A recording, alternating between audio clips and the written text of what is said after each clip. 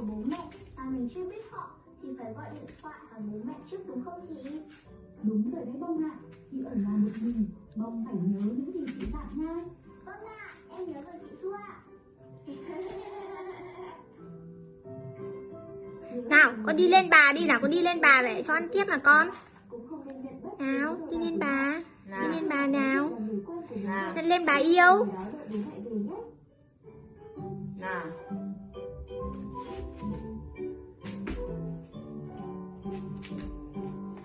Đi lên bà nào, đi lên bà nào.